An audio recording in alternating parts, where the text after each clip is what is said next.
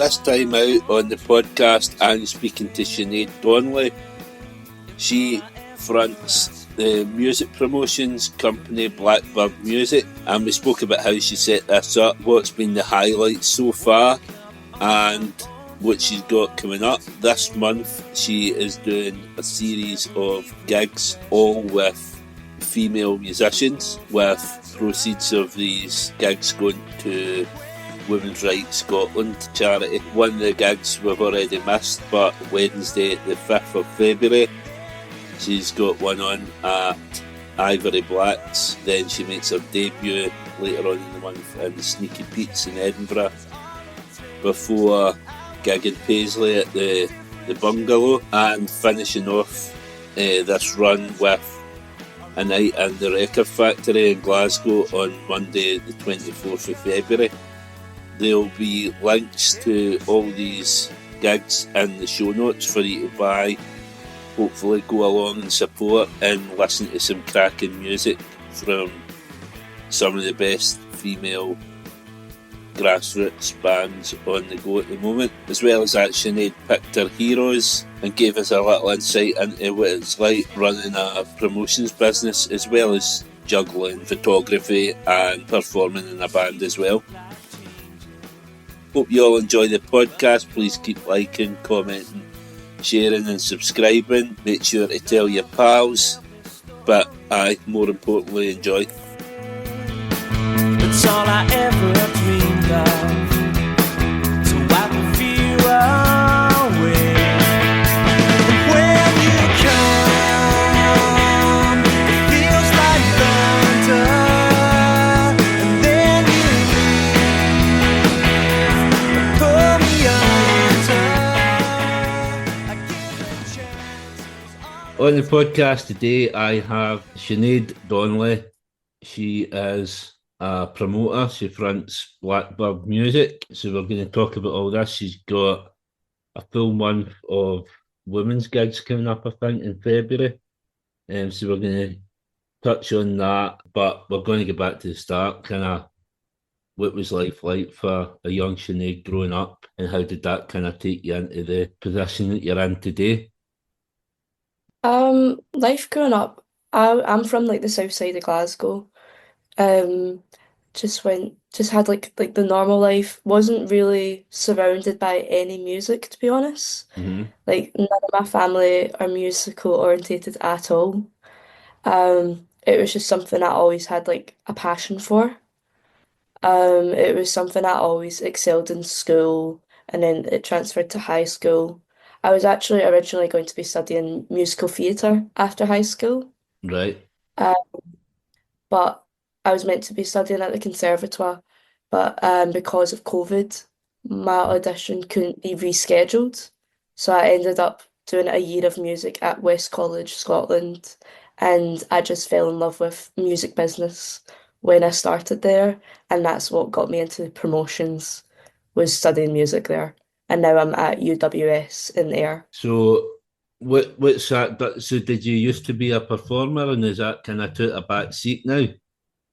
Um, I did start like with performance, and I still am in a band. My band's called Mary of Silence. We have been doing quite a few. We've been doing headline gigs since October actually. We've been doing quite well for ourselves, and we've got like the opportunity of Eurogig, um, and that's an opportunity that we can go to like Germany and Mm-hmm. perform at a rock festival, all expenses paid. But I still continue that as well as doing promotions, because when you are in music, you can't just be a performer. You do need to like you need to train yourself in more than one aspect of music. But I do love like the music business side. That is why I have started a promotions company, and I've also started now gig photography is Right. on top of all that. So eventually, could you tie all this in? Is the one thing? Is that kind of your plans? Is to tie it in as like the one kind of business, your promotions, your photography? You could add in other elements. Yeah, so I started photography just about a month ago. And I have had like a big helping hand from Horwood Imagery and Rachel Rome's. Hmm. Um, one of like the best photographers in the scenes, in my opinion, both of them. Um, it's just because photographers can be quite expensive. It's Yeah. more so that I can start doing photography for my own gigs.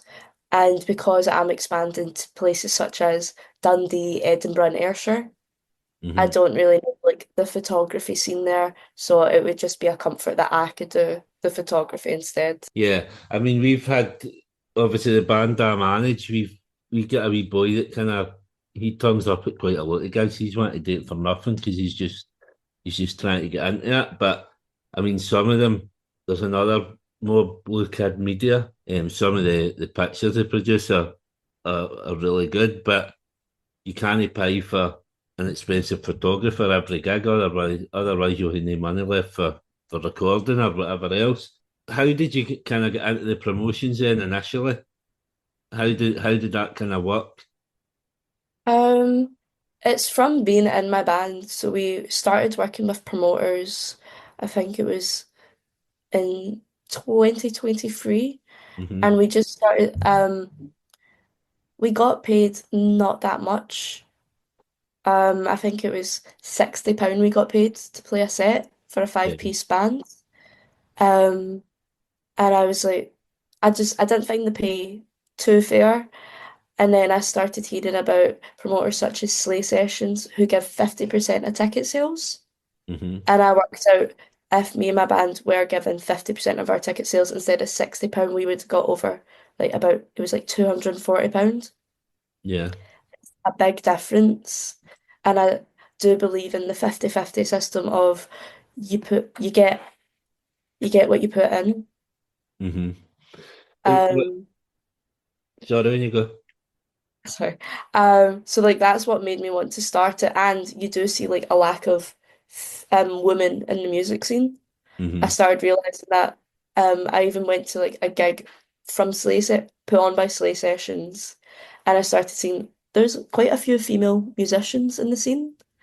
How are they not showcased by the bigger promoters in the scene? So Yeah. I wanted to be one of the promoters to showcase these amazing women. Yeah. Well, that's just it. I mean, like obviously, I've been with this band for just under a year, and you do see like the gigs we played. There's always some sort of female element on the bill, but the further up you get, you don't seem to get it. It doesn't seem to kind of transcend up the scale. What other kind of pros and cons would you say the music industry? I mean, one of the things that bugs me is like the the 2 weeks or the 3 weeks either side of a gig. You kind of take on a gig. The either side, I don't agree with. I do have it in my contracts just 2 weeks before a gig. However, after I don't mind if they announce on the night after they've performed Hmm. for their next gig because after they've performed, it won't affect the ticket sales that they have for me. Yeah, well, I've that's kind of what I thought. I don't understand the afterwards. I can understand if they're promoting the gig maybe just before. So if they're playing a gig with me, I've got a gig on Thursday. If a band was to promote a band like their next gig today, that would be Mhm. slightly annoying because then people can say like, you know what, I don't need to go to Thursday. I can just go to the next one. However, Yeah, if they post about it afterwards, it doesn't really affect the sales in my opinion. yeah. I mean, what I kind of get for that though is, I mean, why would a band be promoting a gig further down the line when they've still got the one coming up to sell it? So, I mean, I don't understand why you would be doing it anyway. Um, Yeah. it doesn't seem to cause an issue other than what the promoters are thinking. But obviously, again, that seems further up the scale. That's like when you're dealing with a DF usually something like that. I think it's UDF that does the 4 weeks. Yeah, because we just knocked back a gig with him this morning, which is a bit of bollock. Um, so what sort of nights are you running? I had a look on your Instagram, and you've got all sorts of stuff going on. So. Can you give us a wee kind of rundown of what sort of nights you're putting on? Um, so as I said, like I have worked with other promoters, and there was just one night me and my band played, and it was just all these different genres, and we, as a band, we didn't like it as much. I do believe like you should work with, you should play along artists that you could see yourself like opening for in the future, or you can Hmm. ask them to open for you for like an EP release. Like they match your genre. So I put on like genre specific nights. So I have my rock nights called Rock and Mayhem, indie nights, Indie Chaos, my Hmm. pop nights, Pink Wednesdays, and then I've got the event I started off with solo sonnets, which are my acoustic nights. I do the mixed genre nights now when that's I just call it Blackbird Presents. Um, People do enjoy that one. I had one last week. We had a DJ playing bonkers to then a, a folksy band playing Mazzy Star. It was quite a night, Hmm. but I got a lot of like positive feedback from the band and the audience. But I do love putting like the genre specific nights because it's just like you do it's easier to promote as well because you are focusing on a particular target audience. Yeah. And if people understand and they say, right, I'm going to see this band, but I'm probably going to like the other bands that are on because it's the same genre. So I can understand that. I, I mean, looking at it, I would go to any of the nights really. I'm kind of I like the solo stuff. I like the rock, the indie. So and even like the kind of the mixture would probably be my taste as well.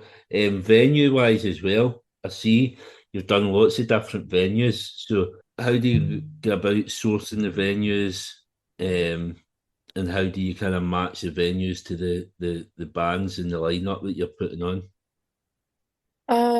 So venues, I do just email them and get prices, and it's usually trying to find the cheapest but good ones. Hmm. Well, that's it. I Um, mean, like the list of venues you've got there are all crackers, like Stereo, the Bungalow, McCool's, the Record Factory, Ivory Blacks. They're all kind of well-renowned venues, and obviously I see like you've moved into Edinburgh and Dundee as well. yeah, I've want to like work in like each like especially Glasgow venues once, just Hmm. see how it is for myself. Um, Putting them in like particular nights, so like obviously Ivory Blacks is it's like a rock venue, so it's very easy for me to put a rock night on there. Um, there's just some venues that have given me more like indie vibes, so I put Nice and Sleazy's, the Indie Chaos in December there. Hmm. McCool's has been like it's been quite a nice wee venue. I can see like just any night happening there, so I have used it twice this month for my rock nights and indie nights. Hmm. Record Factory has Record Factory has quite a good price for what you get for it. That's recently been my new acoustic night.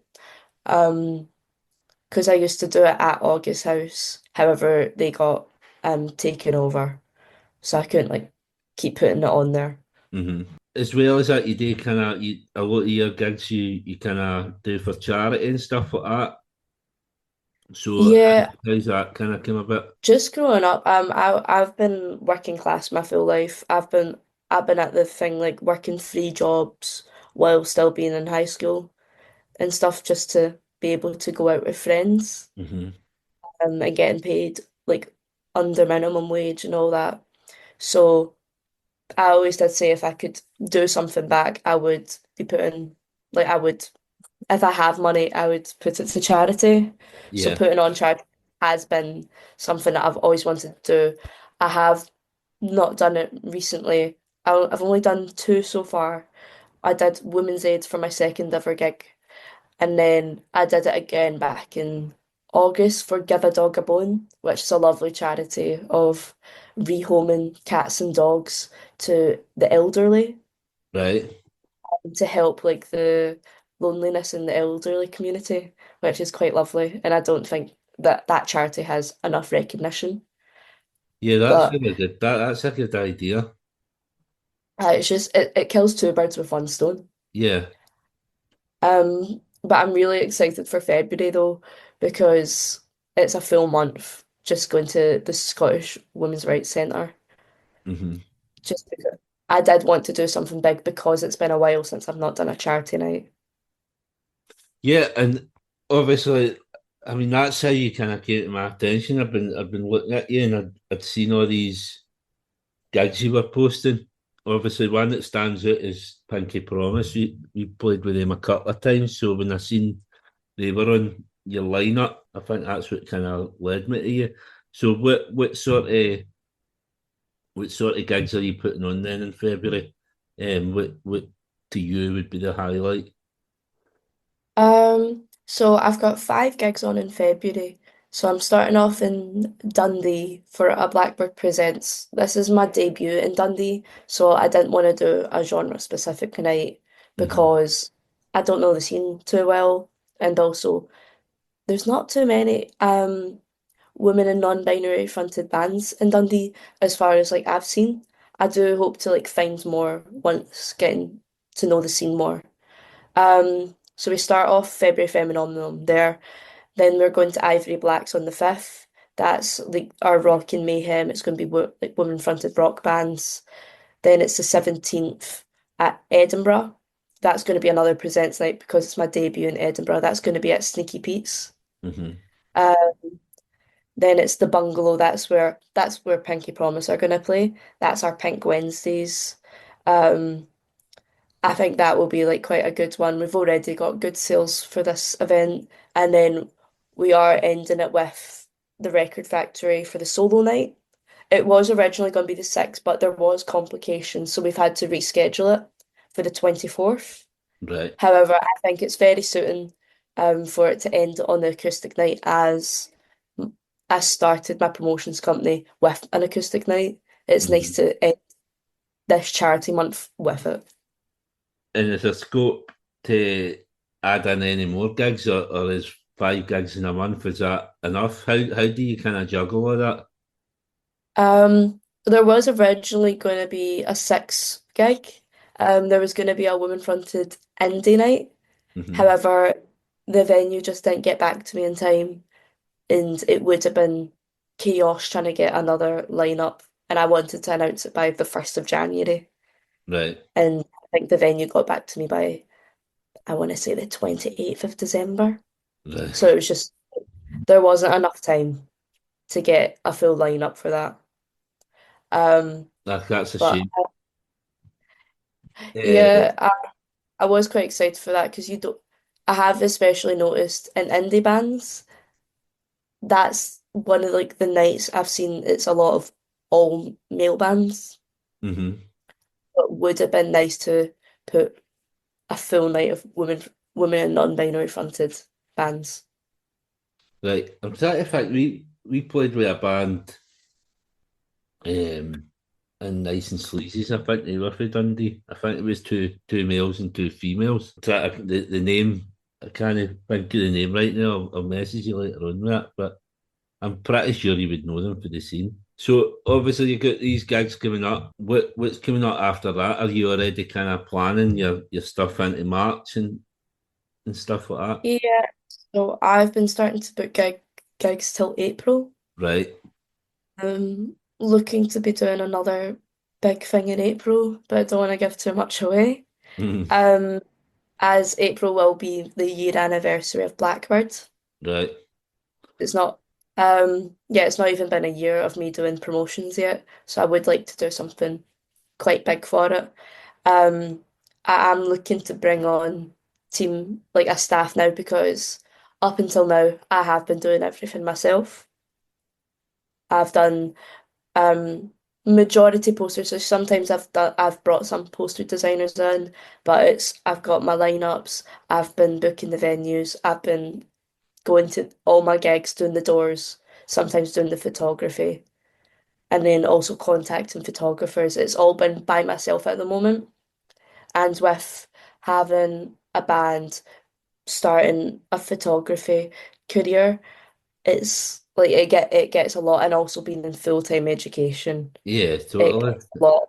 And with I want to also expand. I'm expanding to Dundee, Edinburgh, and Ayrshire soon as well. I would. I've got like the idea to hopefully do a gig in each area in the same day. So I would like to bring on members of Yeah. staff. Yeah.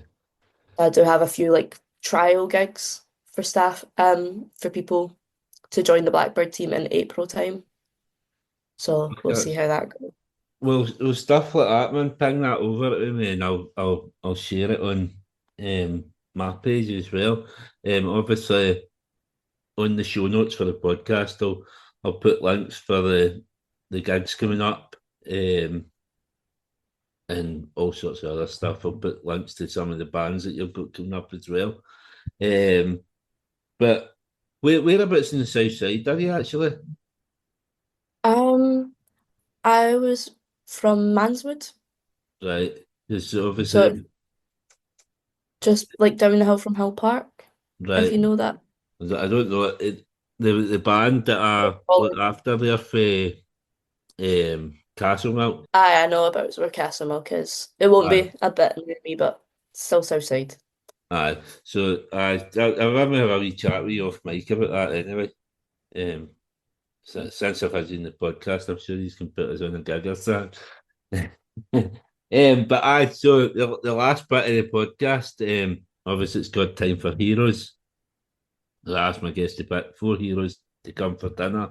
Why they're your heroes, and what would you cook for them as well? Oh, did I cook? So how many heroes was it, sorry? Four heroes, Four. dead or alive. They can be any walk of life you want as well. Four heroes. Definitely Hayley Williams is up there. Mhm. From Paramore.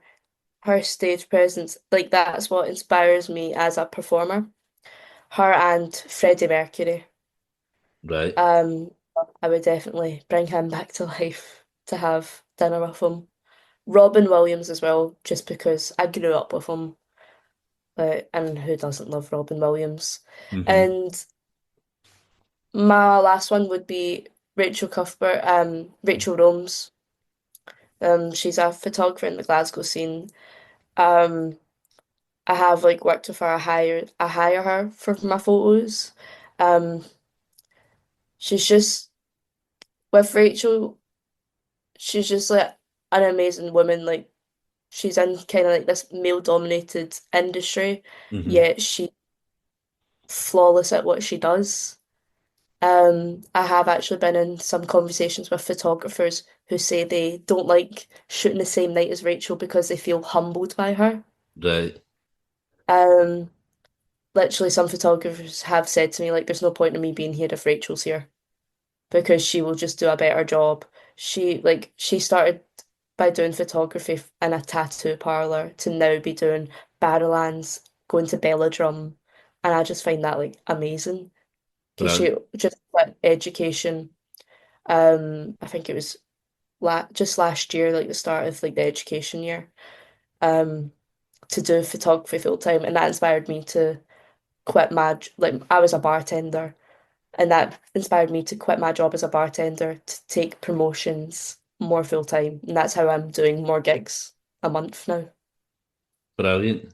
It's that's a lovely story as well about the inspiration, and if it's going to inspire you to kind of take a jump, and you seem happy enough with what you've done so far. So obviously taking that enthusiasm is going to kick you on further, and I can guarantee that you're going to be successful throughout the year. And I'll be kind of watching your journey as it kind of evolves. So what are you going to cook these for as well? Just to see how good a cook you are. Definitely my chicken and chorizo pasta for a Right. dinner. I do I like do a make good. pasta. M- My dad's a chef. Like I grew up in the restaurant DiMaggio's. Right. Like I'd be there like growing up. Um, so I do know, and I was like a chef for like a year or two.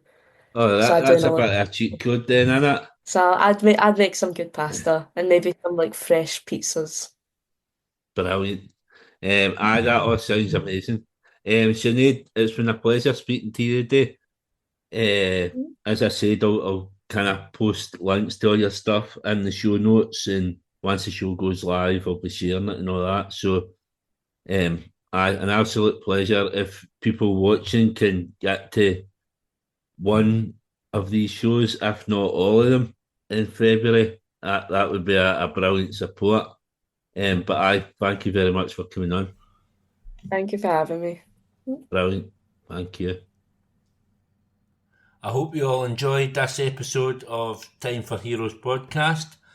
If you would like to get in touch, the best way is on the Facebook page, Time for Heroes podcast, or on Instagram at Time for Heroes podcast, or Twitter at Time for Heroes P1, or drop me an email at timeforheroespod at gmail.com. You'll find Time for Heroes on all podcast platforms, including Spotify, Apple, Google, and Amazon. Please leave a review where you can, share with others, and more importantly, enjoy.